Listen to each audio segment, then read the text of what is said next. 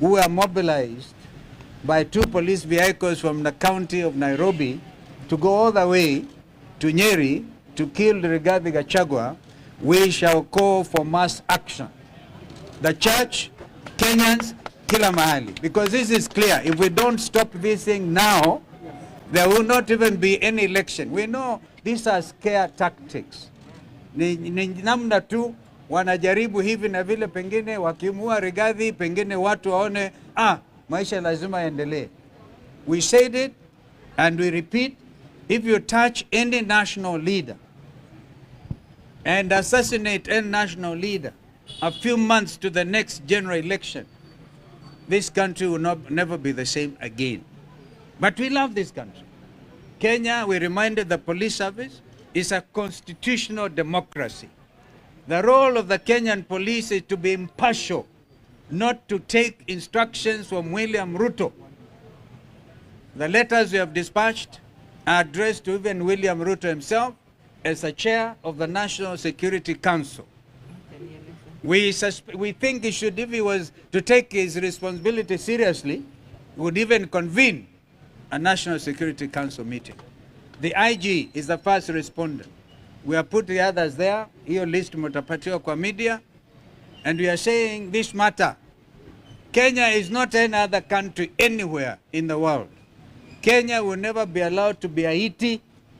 We have said if the police are working hand in hand with goons, there will be no difference as far as Kenyans are concerned. Therefore, the culture of goonism must end. Tulisema ati tunataka tuwapatie itinerary yetu kama official opposition. I mean not united opposition. Tukasema inawezekanaje? Tuwapatie itinerary yetu. Ndio sasa nyinyi mjue Rigathi atakuwa pale, Martha atakuwa pale, Eugene atakuwa pale, Muturi atakuwa pale, ndio mpange vile mtaoa leaders. Tukasema hiyo hatuwezi. Lakini finally tukasema wao watupatie a liaison officer ambaye a operations director, I think Mr. Opio, kwamba tukimpatia hiyo itinerary yetu na mmoja wetu aumizwe, basi tutajua ni wao wametupangia. Kwa sasa tuambia tunaenda Wakulima market, tukitaka tutaenda Maboko, at least we know the time dimension, they can't organize anything much.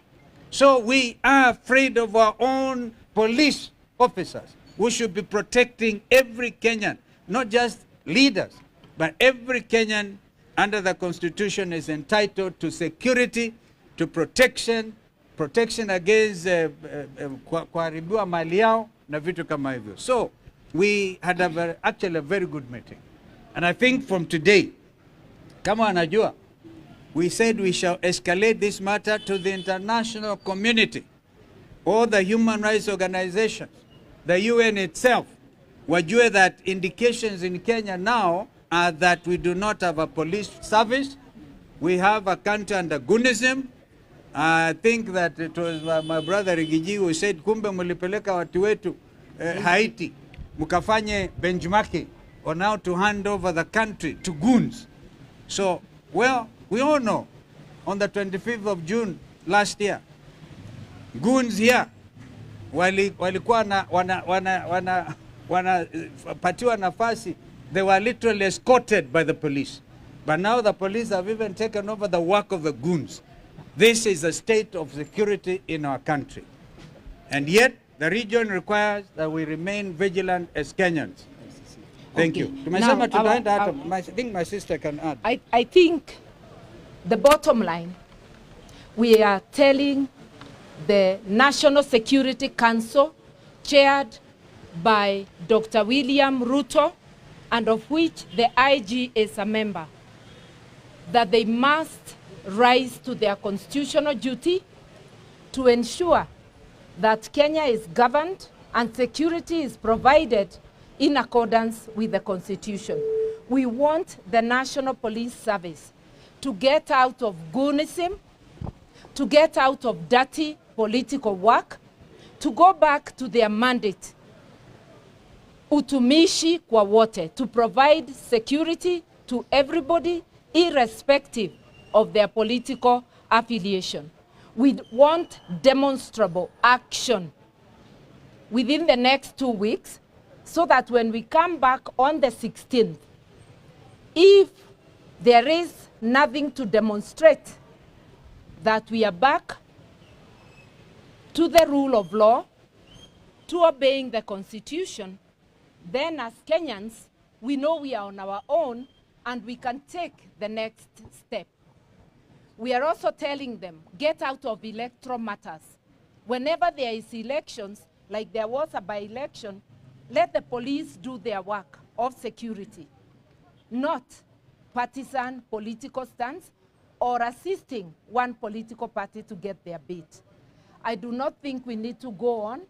Today, we came mainly because of the persistent, coordinated, targeted attacks on the second Deputy President of the Republic of Kenya, His Excellency Rigathi Gachagua. Let him say what he said inside there. Thank you. I think we have faced the IG head-on with his people and looked at him straight in the eye and told him that the attack at Wetima Church on Sunday in Othaya was not an ordinary attack. It was an assassination attempt targeted towards Rigathi Gachagua, sanctioned by William Ruto, planned by Kipchumba Murkomen and Eliud Langat, and a special squad of police officers called Nairobi Sierra of 12 officers was dispatched to eliminate us in charge. We have told the IG that before we come back on the 16th, those members of that unit need to be arrested and disarmed and taken to court, and he must give that assurance.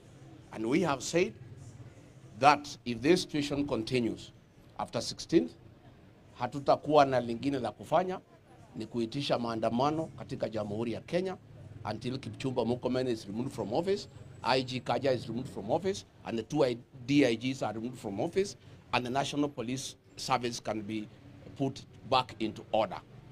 2 vehicles were sent from Nairobi by the regional police commander, one from Buruburu Police Station, another one from Makadara Police Station. Hao ndio walisafirisha hao maafisa ya polisi ambaye majina yao yote tumewapatia, na tungetaka wachukue hatua, hao maafisa wakuwe disarmed na wapelekwe kotini. Na tutarudi, na kama haitawezekana basi tutauliza Wakenya wajitokeze until things are restored. In the meantime, we have resumed our political activities. Saa hii tunaingia CBD, tutarudi Othaya on Sunday, tutakuwa pale Gitugi on Sunday, na tumeambia police officers kama hawataki kulinda mikutano yetu wasikuje kusaidia wahuni. Yeah? Wasikuje kusaidia wahuni. Ndio sisi tuweze kuendelea. Kwa hivyo sisi tuko hapo na hivyo ndivyo tutaendelea. Asanteni sana. Thank you. I think just to add one thing, ya kwamba we are entering an election year and democracy can only be exercised when we have strong institutions and where we have a secure environment. Yesterday with IEBC, we raised issues of concern from the opposition, and tomorrow we are expecting that what we have gathered here from the police, action will be taken, both by the police to ensure there is security, IEBC to ensure that there are proper preparations for the next general elections. Violence has become an existential threat to our democracy, and we have seen it in Chwele, we saw it in Malava, we saw it in Othaya last week, we saw it in Gilgil, and we are saying enough is enough. Thank you.